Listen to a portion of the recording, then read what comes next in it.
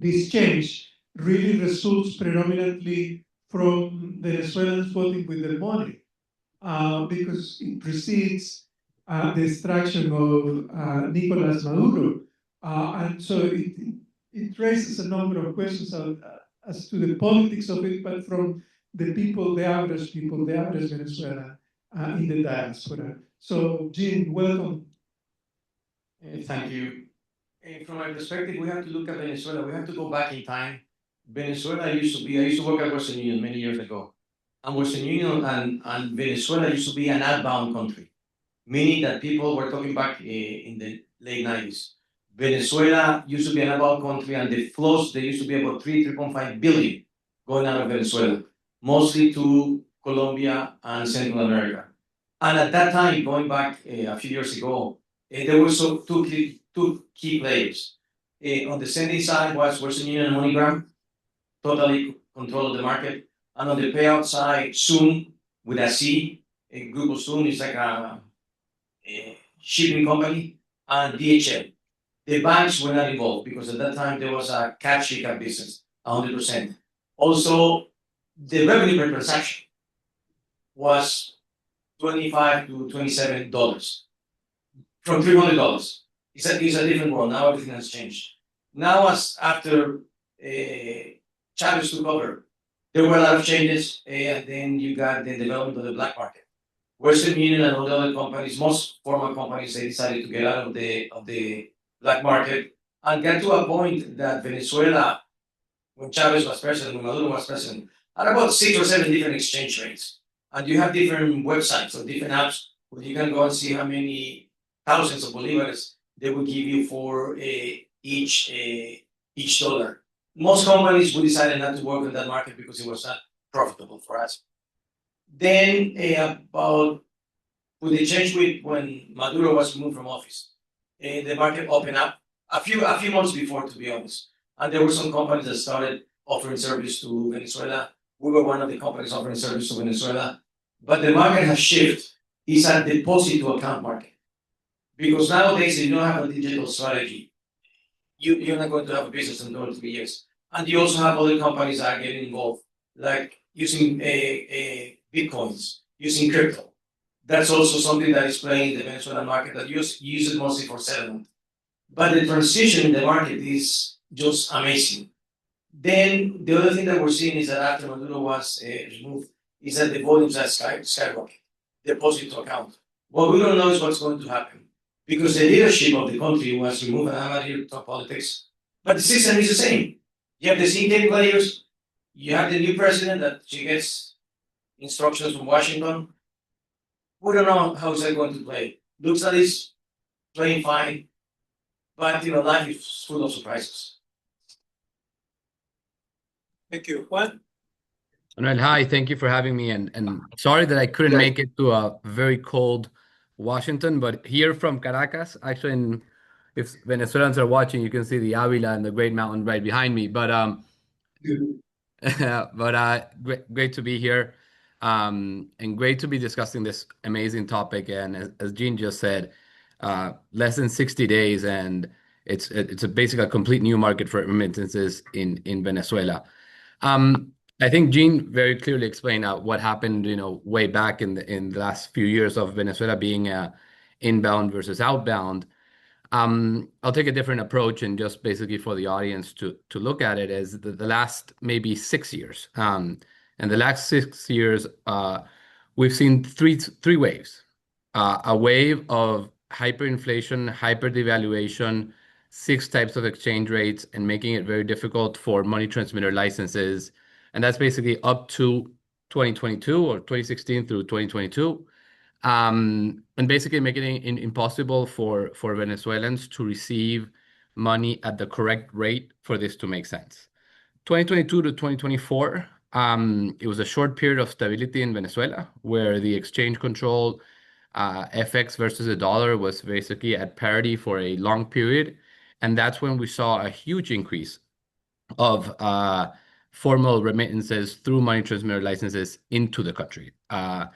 With a big difference of what's happening over the past few weeks, is that through 2022 through 2024, we had cash. And cash recipients, so basically the ability of money transmitters and receivers to receive cash was an important factor for Venezuelans to get the best rate, or at least to get a dollar bill, which was worth the most to buy goods and services in the country for those recipients. I think what's interesting now is that if we look at what's happening in this late period, or as we foresee what's happening in the last 2 months, is that we do foresee stability. We're seeing right now what's called a brecha, or the difference between the official exchange rate and the parallel exchange rate, that it's coming to be reduced from almost 120% to now 30-ish%. Is that impact without cash is a great opportunity for electronic dollars. We foresee that the Venezuelan economy is going to be lacking dollar bills. Thus, with opportunity to have electronic means, electronic transfer of US dollars inside the country upon receipt, and a new exchange rate, or exchange rate with a brecha, is going to be very similar to something like 8 to 15% over the coming months. I think it's a huge market. It's going to be a huge market for formal money transmitter licenses. I foresee that the Venezuelans that have been very savvy over the past several years to find not very good experiences from a UX perspective on how to obtain it, but it's the way they get the best rate. And we've seen opportunities through crypto and using other non-traditional methods. I think they're the big losers for the upcoming months. So I do foresee formal money transmitter licenses as a great opportunity. And I'll say, and I don't want to get ahead of ourselves for 2026, but we are foreseeing that the 8 million Venezuelans that left, we expect over the next 24 months about 1.5 to 3 million Venezuelans coming back. But they are coming back with a very important method, is that they're leaving family behind abroad. And we do expect those inflows of money coming into Venezuelans for the ones who are coming back. And and to put it into very good context, is the family that left, the parents are the ones coming back first. The parents who might not have a formal job, they're basically tough times abroad. They've always dreamed about coming back to their country. They're the ones coming back first. But the son that grew up outside of Venezuela most likely will stay for a while or forever, and will impact the number of remittances sent to these parents coming back home. So as a Venezuelan, and now with a hopefully new oil economy coming up soon, I think Venezuela is going to be a very interesting factor of, can we go to the past of being an outbound remittance, but the diaspora, or the 8 million people that left, how many of them that coming back are going to actually be sending money back in and growing that $6 billion remittances market to even a larger number? So great conversation, great moment. A lot of uncertainty still yet in the country, but definitely first mover advantages for those who are looking to impact this important industry. And as Jean said, and you said, Manuel, this is a big factor for the economy. And the Central Bank of Venezuela needs US dollars, and they cannot live, and they won't, and they've been public about it. They won't be tied to only oil exports. They need additional sources of US dollars, and remittances are the option. So I am sure that from a regulation perspective, we will be seeing a very favorable regulator towards impacting this industry. So I'll stop there, but great to see you guys. And unfortunately, again, I'll stay in Caracas with 89 degrees Fahrenheit for now. Very nice of you for that reminder. Did you want to add something? Yeah, you mentioned something about cash. The reason why some remittance companies, we don't pay in cash, is because of compliance issues. You have to do the compliance in the sending country, and you also have to do the compliance on the receipt country. And in Venezuela, in the past, that's subject to change. It was very complicated to do the compliance due diligence. And you have another issue, the banks. When you use the correspondent banks to transfer the money, some of the banks in Venezuela were blacklisted. And the banks that were not blacklisted, they're only willing to do deposit on account transactions. What was going to happen, I don't know if it's going to happen, what might happen in Venezuela is digital money, mobile wallets. If you look at countries, if you go from the Philippines to Gcash, to Africa with M-Pesa, to Colombia with Nequi and Plata, the market is going to be shifting into mobile wallets. What you have to have is the ecosystem to operate the mobile wallet. And I think Juan, the Venezuelan financial ecosystem was much more advanced than most of other Latin American countries, and I think that may be an advantage that to a large extent will be leveraged on this money transfer landscape now. Yeah, I completely agree. And I completely agree with Gene. Venezuelan, we always say that we come from the future for bad circumstances. But Venezuela is 100% bankerized. Every single Venezuelan over the age of 16 has a bank account. But I agree with Gene that what's going to be interesting is the mobile wallets are going to be the big winners here in Venezuela because of the lack of cash, because of many years of lack of compliance for able to disperse cash locally. And there is no cash. There's just not availability of the dollar bill. So these mobile wallets, in our case, in the case of Sinly, that we are a Panamanian-based company, but that have 1.5 million Venezuelans registered in Venezuela in our application, we're completely dollar-based.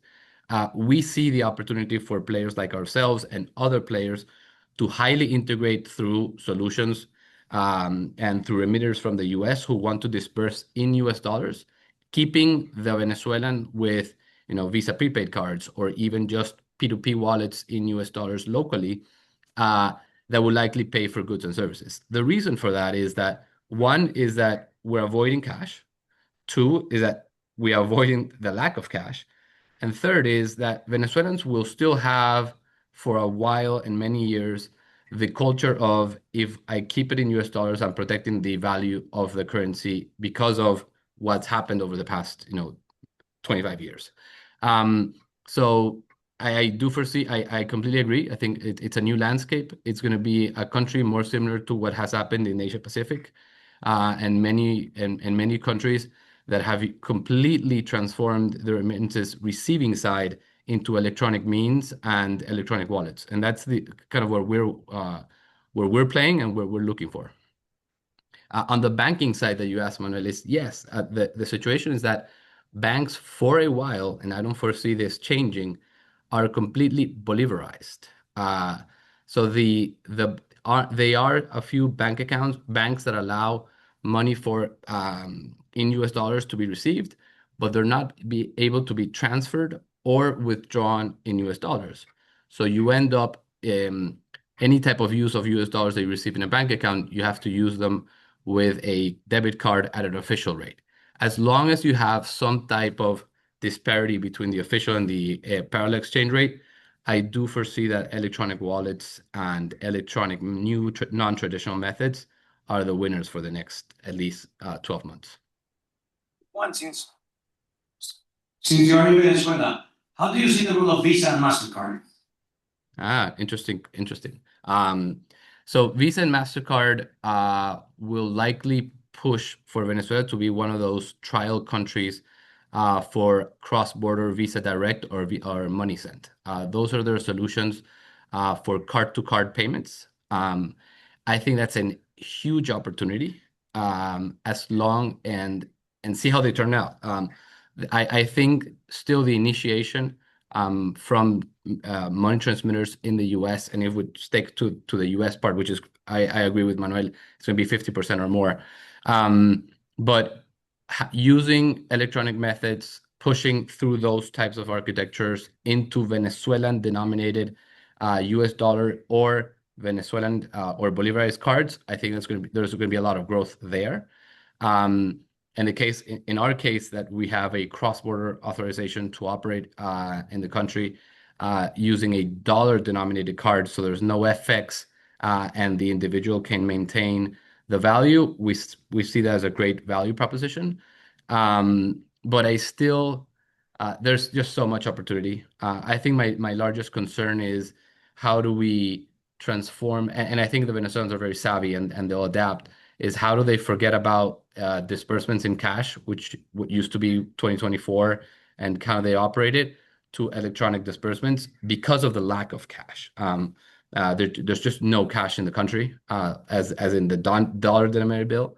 And the only way to capitalize and ensure that these remittances volumes are captured in traditional ways, I agree with you, it's electronic wallets. Thank you. Let me, now that you mentioned this interesting detail about the return of 1 million or so Venezuelans, I think that's 3 million coming back. yeah. 1.5 to 3, yeah. Yeah, I'm not sure. Let me highlight some in our research and interviews with Venezuelan migrants in several countries. One of the interesting findings, and it's not unique to Venezuelans, but it's a development that we found to be happening circa 2019 forward. And is that the intention to return was reversed. 20 years ago, 2/3 of migrants say, I'm returning tomorrow. And when you ask them, what's your timeline? They'll say, oh, I'll be back in my home country in 5 years. At the end of the day, the illusion of impermanence prevailed, and you never return. Now we come back to post-COVID, and migrants basically say, I'm here to stay. They're not returning. But you're raising a very interesting point, and that's Venezuelan migration. Unlike other migration populations, perhaps with the exception of some Central Americans, migrated with families. And that basically adds an interesting ingredient, which is those who are over 50 who have lower probabilities to find a more stable job. So those are the most likely to return. So, thinking about those things, there is definitely an insight into the stability of the flow of money transfers over time. And my question is, do you have a sense of the timeline of, where do you see the uptick, the increase in these flows? Because my estimate is currently it's about 3 million transactions a month of person-to-person remittances, of which less than 20% originate from the US. But you have other places that is happening. So do we expect to see an increase in that and definitely have an impact on the electronic ecosystem? Yeah, so I'll start with so there's two frames. One is the family-oriented over 50 coming back. The second one is, and this is a little bit more onto numbers that we need. In the oil industry, for Venezuelan to uptake oil production to 1.4, $1.6 million barrels a day, which is what we're expecting, we need to create 150,000 jobs of Venezuelan workers. This is not Chevron bringing executives. These are Venezuelan iron workers that left to Colombia, left to Chile, left to multiple countries across Latin America and Central America. We need to get those people back for the oil industry to really uptake. So that is the first wave of return, which is a good amount of oil workers that will return to not to Caracas, but actually to the oil segments of the country. But that will leave family behind drawing remittances. So that's the first uptake where we'll see people coming back. The second one we talked about it, was people over 50. And those are parents that, didn't find stability in other countries, that looking at the circumstances, always voted not to come back, but with a very positive foreseeable future, if that's the case. We do anticipate those individuals coming back and trying to create an ecosystems for their children to come back as well in the larger, maybe years ahead. And as time passes, that makes it a little bit more difficult. But we do expect. So the first, if we look at it from a science perspective, The oil industry will be the first sign of wave of workers coming back if that starts producing, and that has a perfect correlation with remittances, and has a perfect relationship with future outbound possible remittances as the oil industry and the stability of the FX kind of comes to parity. I think the right question is, what are we looking from a time perspective? That's going to be the difficult question. But if we stay to what the politics and what's happening in the country, which is focused on the stability of the country, and the stability comes with the regeneration of the oil industry, I think there's a straight correlation of people coming back to work in the oil industry that will have a correlation with remittances immediately.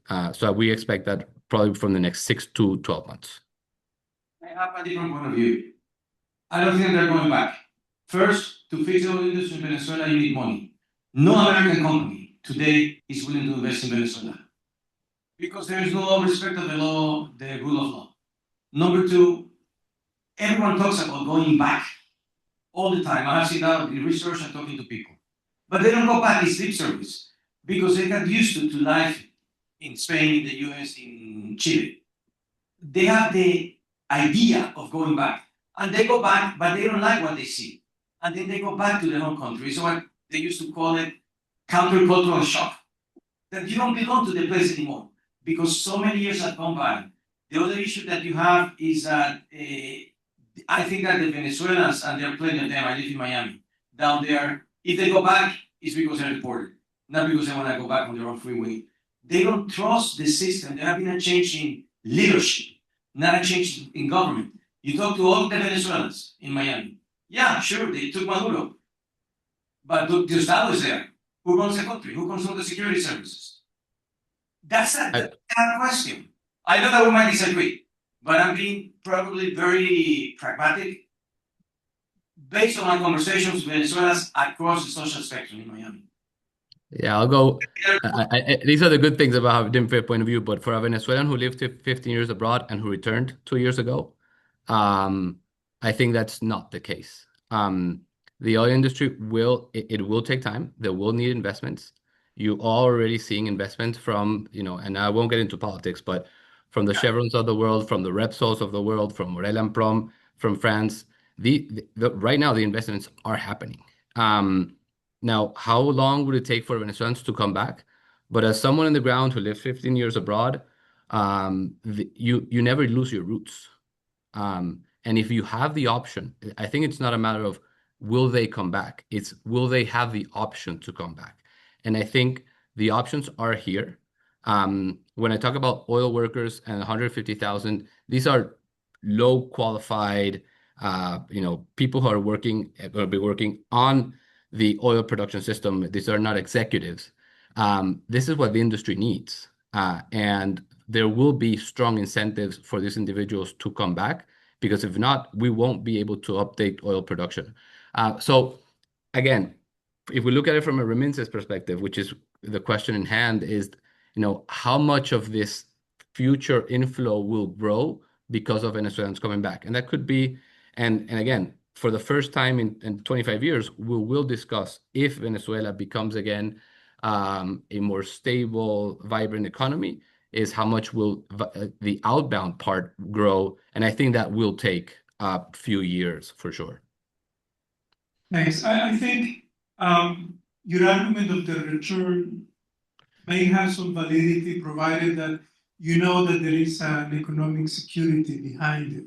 Mm-hmm.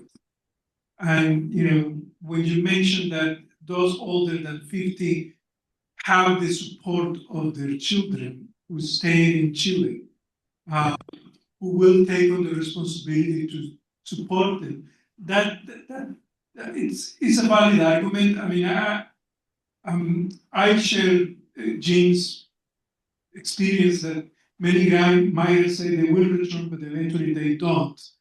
But I also talk to Venezuelans in particular in Costa Rica, in Chile, and here in the United States. And they all say if conditions exist, to have an income back home, I would likely return. So, I think it's something to watch. Um, in my experience, when we look at other countries, um, stabilization dynamics, stabilization from war, particularly El Salvador and Nicaragua, you see I think you see first the risk propensity increase among the business sector, the money transfer companies to offer the services, and then the demand side, the migrants start switching from the informal to the formal system. And it seems to me that that may be the path in Venezuela. I'm trying to get a sense of how many money transfer companies are offering services today from the US, for example, but it's right now it's more than five. Aside from Western Union, Remitly, MoneyGram, RIA, you have a few other companies that are already in plans, have Venezuela in the pipeline, or they are already offering transfers. So once the the, the message comes out, people start using the system, even though the exchange rate is still not favorable. But definitely, I mean, I've been watching the exchange rate almost on a daily basis, and it's fascinating. As the increase of remittances goes up, the bridge between the exchange rate and the market has been diminishing. You say, I mean, I looked at from 90% differential, now it's about 35% in 2 months. Our expectation, Manuel, is that the breaking point is 18%. So 18% of difference between the official exchange rate and the parallel exchange rate is when the Venezuelan receiver says, I rather use electronic dollarized payments or receipt of funds than using alternative methods to get a better rate. I rather lose 18% and not go through non-traditional, non-formal methods than the informal. So that's the number that we usually look at it from here in the banking sector of the acceptance side, the use of external or foreign debit and credit cards from the US or from any other country, is that as soon as that difference in rate goes below 18%, Venezuelans that have US dollars start using those cards rather than local cards or than using bolivars through different forms or non-traditional or non-formal exchange methods. So that's the number that we're looking for. We're closer. And it's already the uptake, as you're mentioning, it's pretty amazing how quickly Venezuelans change or adapt to the best solution. Well, I have a question. Yep. The inbound market to Venezuela is about 6 billion. Are we in agreement? Ballpark. I believe it's a little bit smaller, but it is in around, depending on which exchange rate you use, but it is around, yeah. In a few years, how big do you think that the outbound market can be? That is the biggest question. I don't have a. It's going to depend 100% on the oil industry, which is what's in the past. So as soon as Venezuela has parity, and that Venezuela, so I'll give you a few more oil numbers, and it's Venezuela currently needs $17 trillion of U.S. foreign dollars to be. That's what the country needs, and the oil industry was producing around nine. And we were not foreseeing from the remittance side because mostly went to informal methods, so it wasn't going back straight into the economy. But with 1.2 million barrels a day of production, which is what we were expecting, that would generate Venezuela $21 trillion worth of US dollars. So we would be at a parity from the point of the need of US dollars versus the inflow from exports. I think that's when we reach those numbers, that's when we start expecting that, one, we have a stable economy from a devaluation or currency point of view of the bolivar versus the US dollar. And the second one, that's when we'll start seeing inflows of individuals coming back that most likely will become an outbound country. and this is a very personal opinion, that will take at least 2 years. And a little bit for the audience to be looking at, to reach $1.2 million of production a day, that is with existing players. That is with players that are in the ground today operating Venezuelan oil fields like Chevron. So this is when we start looking at what Venezuela could be, which was 3.3 to 3.6 million barrels a day. That is just, let's call it surplus. And that's the opportunity that we're looking at. Thank you. Yeah, I think lots of variables at play on this. I think it's going to take a long time for the outbound market to take place when stabilization is the priority. And I mean, I think it's more than 2 years that we'll probably see an outbound money transfer. But an inbound definitely is going to be more dynamic. And I think it will reach $12 billion easily. I mean, the way I see it, is right now, Venezuela, unfortunately, his GDP is the size of Guatemala. $100 billion. In Guatemala right now is 26, $25 billion in remittances. And that's 3 million transactions a month. So right now, Venezuela is making 3 million transactions, but on small denominated transactions. Guatemalans are making $600 at least per transaction. And that's probably going to be more or less your benchmark when you think of a comparison. Yeah, completely agree. Yeah, Jean, how do you compare this remittance center, the Venezuelan, to other migrant sending nationalities? Well, they all have the same needs. They all want to support their families. They want to support the education of their kids. They want for basic services like healthcare. They're all the same. They're the same needs. There's some people that they talk about that descendants from Guatemala or Chile or Tanzania, and they have different needs. The needs are the same. The difference is the way how they send money, and the commitment for their families is enduring. What we look as a business point of view is what's the lifetime value of the customer.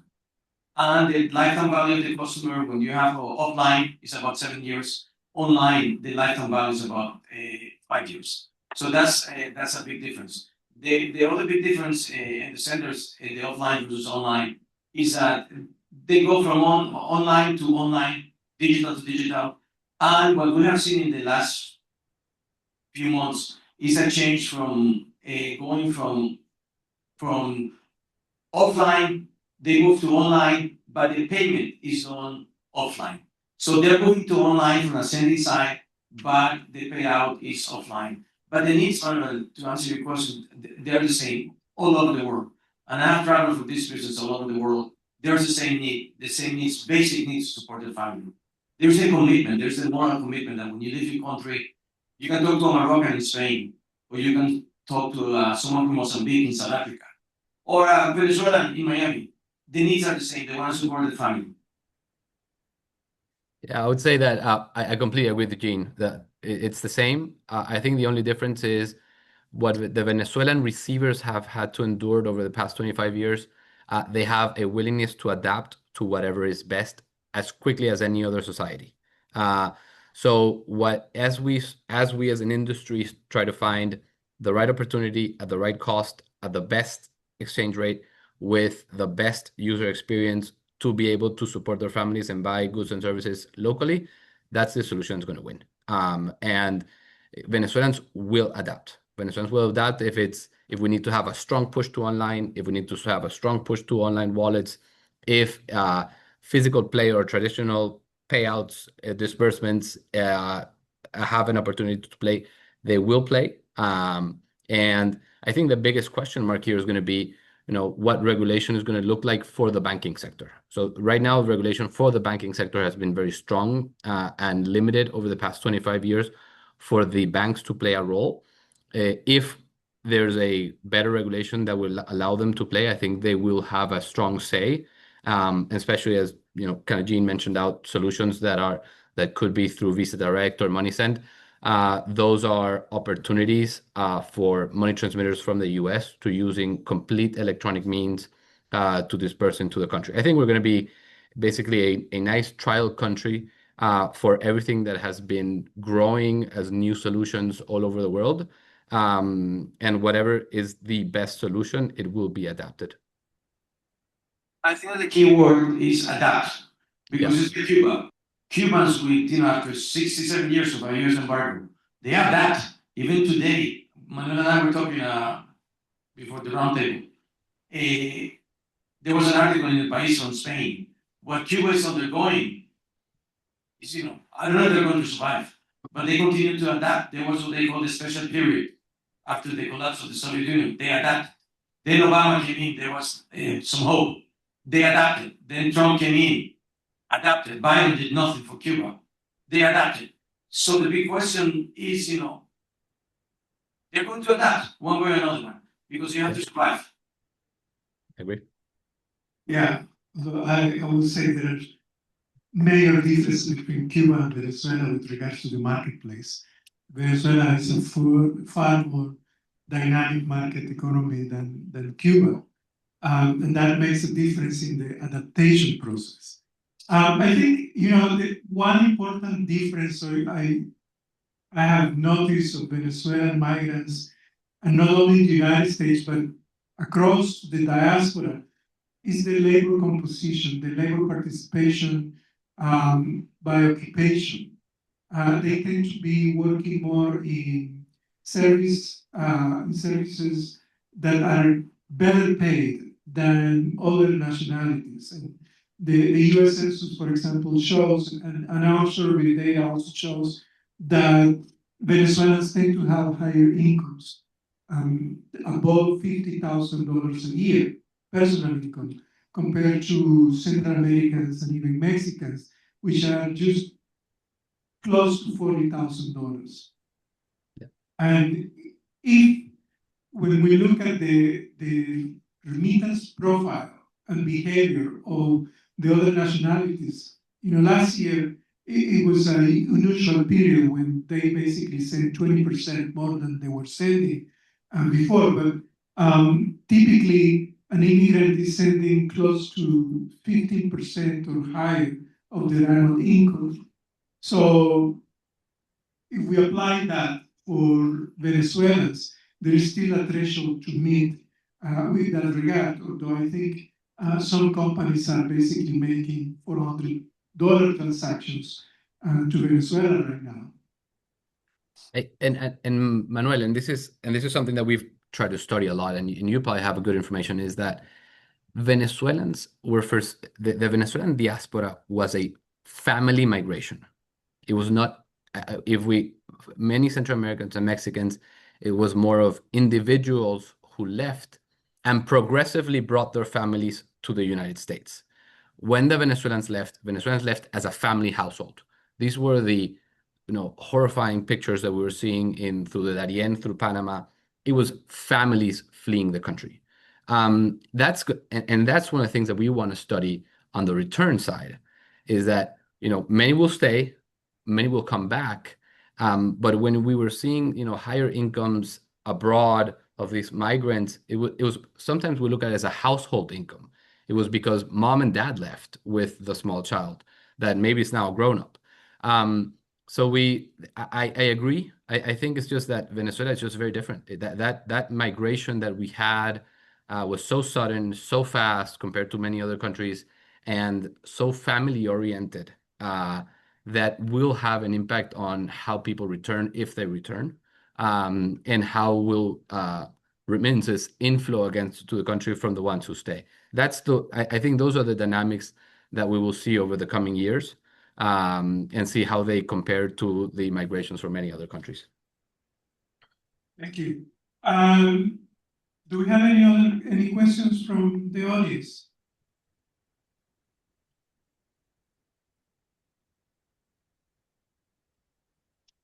Francisco here. Do we have questions from the online participants? We have two.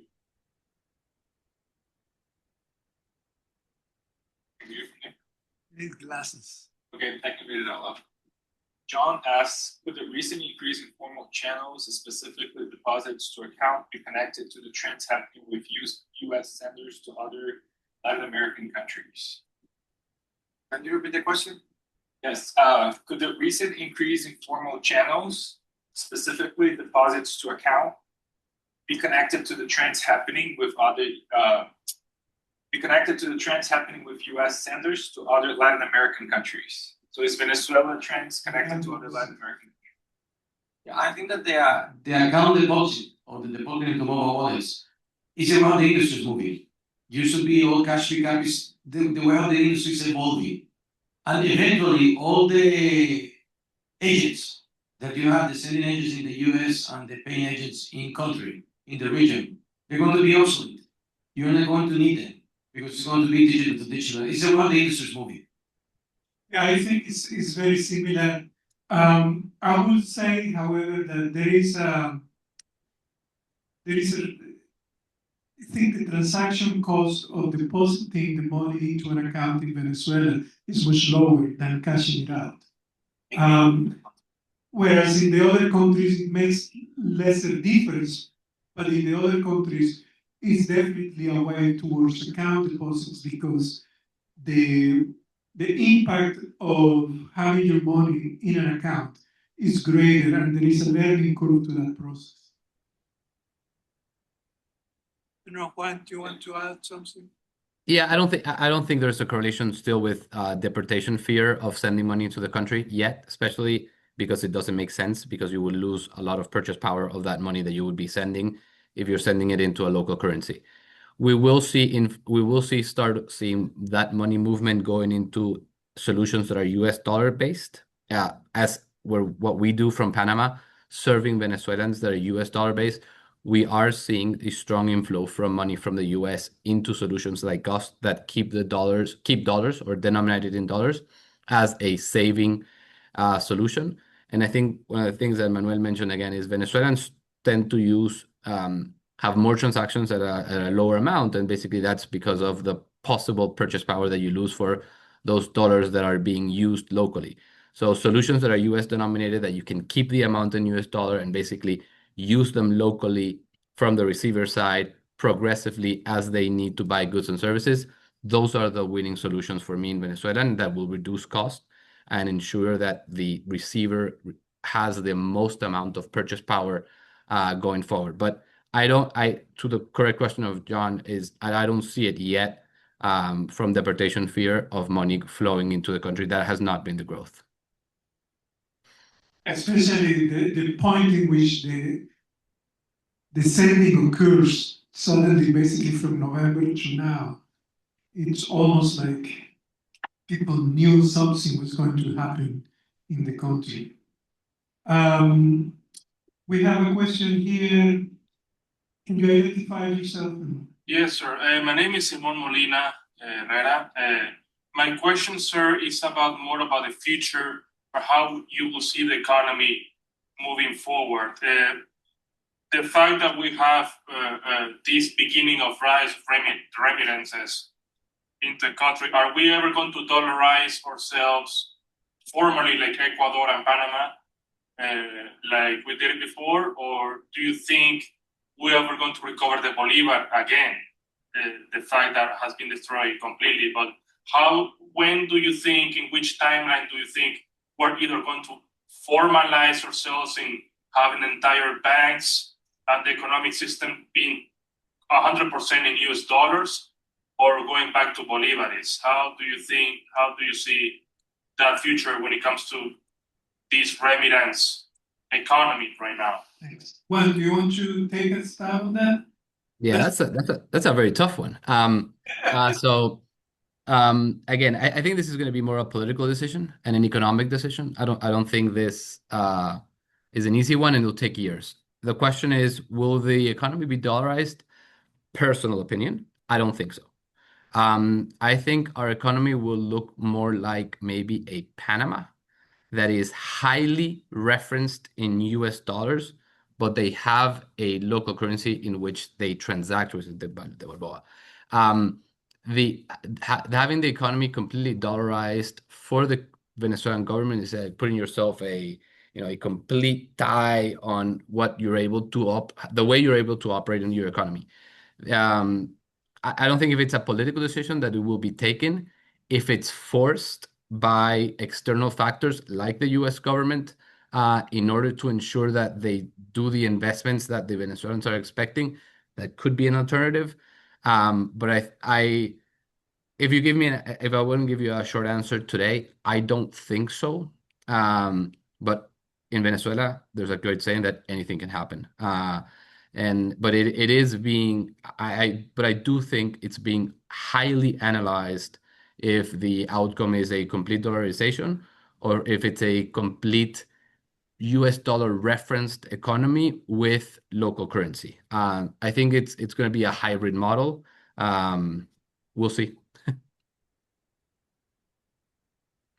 Yeah, just my personal opinion. As I travel all over the world, and I love the US, not everyone wants US dollars. That's a fact. If you go to Africa, they want euros. You go to Central Asia, they want euros. You go to the Philippines, yeah, they like dollars, but they prefer to have pesos. So it's, I don't know the answer. Maybe, like Juan said, maybe not. But my perception is that used to be that I can go anywhere in the world. With USD, I can do whatever I want to do. In many countries now, they want euros. Thanks. I think you have two issues. One is the stabilization of the exchange rate, and the other one is the strength of the economy that will make a better parity with foreign currencies. And I would think, Juan, that in order for Venezuela to strengthen its economy, it needs more than oil. It needs a much more modernized, industrialized economy that manufactures its own commodities for the local economy, for local consumption, and goes beyond that into the knowledge and the digital economy. And it seems to me that that's likely going to happen. Not now, but perhaps 5 years from now, where the modernization of the Venezuelan economy will really take off. Because a lot of the infrastructure is already in place. The banking sector, the ecosystem of financial mechanisms has been resilient over decades. The human capital component of the Venezuelan society has been a little bit more higher than other Latin American societies. So those two elements, plus the risk propensity of the banking sector to invest in the local economy through credit, may have an impact in helping that modernization. And foreign investment does play a role. It's a back and forth process, supply and demand. You see the local economy having some dynamism, and that partly shaped by remittance transfers, which is, the impact of remittances is not only the volume, but the distributive effect it has in society. It goes household to household.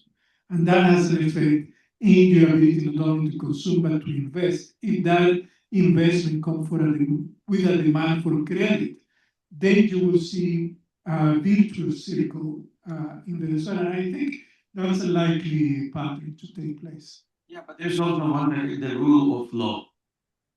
You have to have a strong legal system for the economic system in Venezuela to function. Like from my point of view, today is not there. Maybe in a few years, but today, just by talking and reading, it's not there. Yeah, definitely. Seguridad jurídica matters. Yes. Yeah, Francisco. Thanks, Manuel. Thanks, Jean. I'm Francisco Navarro from Remitly. I worked in the go-to-market for Venezuela last year, virtually launched in August. So far, we have seen interesting growth. I would say we are already at the we have seen interesting growth so far since launch August last year. We're already sending around tens of thousands of transactions to Venezuela. But we have noticed some trends and wanted to get your thoughts on two things, basically. So far, most of the transactions that we send are low amount transactions. I would say 80% are less than $50. So And why do you think this is? And is there an opportunity for also attracting higher amount transaction centers? That's one part. And the second part is since US intervention, we have also seen a substantial growth in customers, in new customers coming into the business. And also, do you think this is going to continue in the foreseeable future? So I'll take a stab at it, the first part. The first reason is the reason why it's low value. I think it's a matter of when using formal methods for today, for every dollar you send, you lose 30% against the official versus the parallel exchange rate. So Venezuelans send exactly what you need. They'll send exactly what you need for a specific buy of goods and services. And that's why we send multiple transactions, because 3 or 4 days later, the official exchange rate or the exchange rate devaluated and you get more bolivars to pay for the same goods and services. So that's the reason over the last few years, we've seen smaller transactions, smaller ticket. It's a matter of the loss of the purchase power of the remittance when using official exchange rates. And as the reason for the growth, and I'll forget about US innovation of anything that has to do with politics. The reason for the growth is that the separation between the official exchange rate and the official one and the parallel has reduced. So as they start to reduce, you see more players using formal channels like Remitly and many other companies, and they'll start sending larger amounts as they foresee a more stable economy from a devaluation perspective of the currency. If they're able to send and keep those balances like Zinli in US dollars, we've seen huge growth. We've seen important growth over the last few weeks and larger tickets just because people are able to maintain that volume in US dollars abroad, and they're being used by the Venezuelans as they need progressively during the days, weeks, months. But I think it's a more of an answer between the official and the parallel exchange rate that we've seen the growth, and then we'll see the difference in the ticket. What do you mean by a large ticket? So we're seeing larger tickets and for Venezuelan standards beyond $180, which is still small compared to what we see in Guatemala or Central America. Yeah, I think that usually there is a very strong correlation between the average remitter and the home country's basic food basket. So and that's why you see differences. Why remittances to a country like Nicaragua are under $400, and to Haiti are typically around $200, and to Colombia are $350, etc. I mean, Brazil used to be the outlier. The average transaction to Brazil was like $700, and that's because it was the most expensive money in the Western Hemisphere. Now that has changed significantly. So there is a correlation between that. I do think that's why the threshold is likely to increase above that number. I think the main driver of that increase is the supply side. The number of money transfer companies coming into place to offer the services will drive people to send money and to start increasing the amount remitted. And of course, it's a feedback process. As consumption increases in Venezuela, the needs will also increase. And so the amount needed will also rise.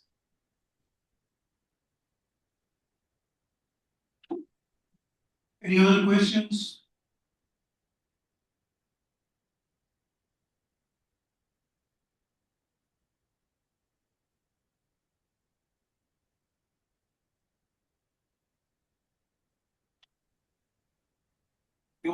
Most of them have been addressed. Yes. Yeah. Well, if not, do we have any concluding thoughts? Jean, one positive note? Hello? A positive note is that, change is for the good. Everything has to change, but changes are going to happen overnight. And what we see today, I don't think that's going to be what we have in a few months. I think that the political climate in Venezuela is very fragile. What happens if you remove some of the key players? Diosdado, for example. Who's going to control the security services? Will he go quiet? Probably not. So it's very complicated. I'm very optimistic because finally there's light at the end of the tunnel for Venezuela. But what we see today is not going to be how the war is going to play out even in a few months. From a remittance perspective, as Francisco mentioned, we see the business growing very quickly. Deposit account, we don't do any cash payout. I asked a question about the outbound because that also can be a business for any remittance companies to get into the outbound business from Venezuela. But once again, we have to have the legal framework. But it's an open. It's better than 60 days ago. No question about that. But we don't know how the story is going to be playing out. This caution is really important. Yeah, I'll go with a few thoughts. Deposit to account wins, and account defined as new methods, wallets, bank accounts, using non-traditional rails, definitely. The second one is, again, and I think that was a very positive one, and it's maybe because of the sentiment of being here. But the economy is just so small that just a small change will have a huge impact. So we do see change in the short term. It's not huge growth, but it's change, which is in the right direction. The second one is openness of in our case, we're on the receiving side. We're focused on providing a solution for Venezuelans to be able to receive. And as long as players like us bring the right solution to the receiver and connect to all these money transmitter licenses that are in the world, like the Remitly of the world, like the Western Union, like the RIA, that we're able to have multiple methods of sending and giving the right receiving solutions for the Venezuelan, that's when the Venezuelan society will win. It's when we give them options. So I think we are as Manuel said, Venezuela needs to change a lot of things to be able to grow again and to be able to be a society, to be able to have the right regulation and legal framework. But right now, for the ones that are here, for the ones that are looking at Venezuela as an option, it's also a country that can change very quickly. When you compare differently to other countries, we have a lot of sources of revenue as a country if we're able to provide the right legal framework for investments. Hopefully, that occurs. Hopefully, that happens. And for the ones who want to have a first mover advantage, you need to move pretty quickly because change will happen, change will come, and change takes time. So you need to be able to be at the right place at the right time. But again, Manuel, thank you for having us. It was great to have this conversation as a Venezuelan in Venezuela, that these topics are being raised and being discussed at the dialogue. It's just great news. It's just better news than what we had a few weeks ago, to put it that point of view. I have one question. You mentioned sources of revenue. Any new type of financial products that the Venezuelan might need today that can be source of revenue for a foreign company? You should charge him for that business intelligence tip. So one is, the difference between other countries again, and I'll stick to a point that I've talked about a few times, but it's the elimination of cash, and not only cash in US dollar based, but bolivars. Venezuela is highly bankarized. We have a local solution called Pago Móvil, which is, I would say, it's similar to a Zelle, or in Argentina, it's Transfers 3.0, or Pix in Brazil. So Venezuelans are highly digitalized from an electronic point of view of money movement. So I think one of the even interesting factors that we see from money movement that we're looking at is we see a remittance industry in Venezuela, and this will take years, but it's going to be highly specialized. I foresee that compared to Central America, we just send to the receiving person an amount of money, and from there they pay goods and services and they buy food or whatever they need. I see Venezuela to be highly specialized, that you're going to be able to pay a remittance, but it's a foreign income or foreign transfer of money to pay the cellular of the mother, to pay the buy now, pay later of the mother, to pay specific items. Venezuela has the so the Uber Eats of the world here locally has grown significantly. And those are platforms that are looking for, say, hey, you can pay from abroad what your mother is eating in half an hour if you're sending her a delivery. That is I want to call it a specialized remittance that we had not seen maybe in other Central American countries or in other Latin American countries. We just send a large sum amount. Now, are we going to be the trial country for those type of specialized remittances? I think time will tell, but it's definitely something that at least we're looking at is that we don't foresee remittances as a lump sum amount. We see remittances as an inflow of money to receivers to be able to buy goods and services or be bought on behalf of. So that's kind of some of the new trends that we'll see in Venezuela, hopefully. Big video. Pago Móvil is like Pix, like Breve, like 365. Yes. You connect to Pago Móvil, you can have access to all the banking systems in Venezuela. Instant. So Pago Móvil is completely real time between the Venezuelan interoperable between every single bank in Venezuela, even fintechs. Right now, there's no open APIs for you to connect to disperse from that solution, but you're able to disperse into accounts and money moves completely electronically. Yeah. Well, thank you very much. I think it's been a very good conversation. In my experience, what you suggest has been tried for decades. At the end of the day, migrants do not want to be responsible for other families' household expenses. But